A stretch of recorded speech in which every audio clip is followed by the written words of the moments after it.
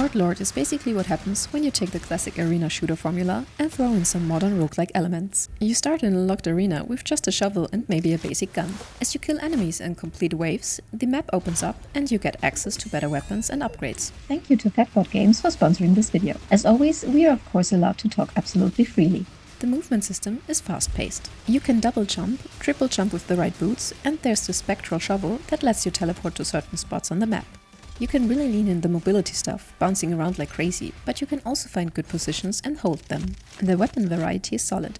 You've got your standard shotgun and pistol, but then there's this minigun that absolutely shreds through crowds, a grenade launcher for area damage, and this electrical gun that can zap multiple enemies at once.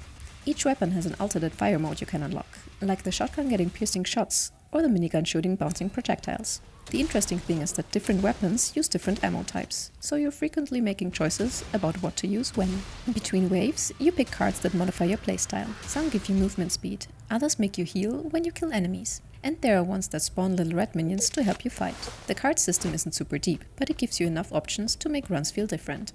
You might go for a build focused on staying airborne and taking less damage while jumping, or you could stack movement speed and try to outrun everything. The enemy design is solid so far.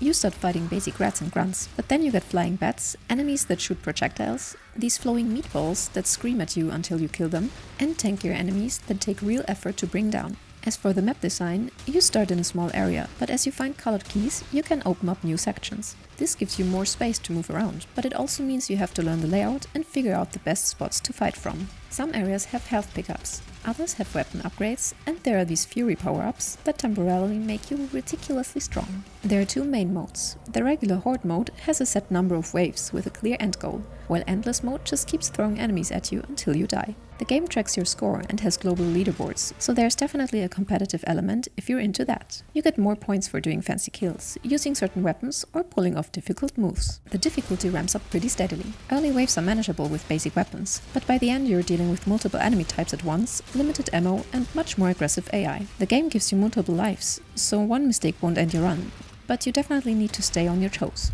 What's nice is that the game doesn't overstay its welcome. A full run takes maybe 20 to 30 minutes, so it's easy to jump in for a quick session. The combination of skill-based shooting, movement mechanics, and the randomized card upgrades means each playthrough feels a bit different, even though you're fighting in the same arenas. And this sentence concludes today's video. If your time was respected, a like or comment is very much appreciated.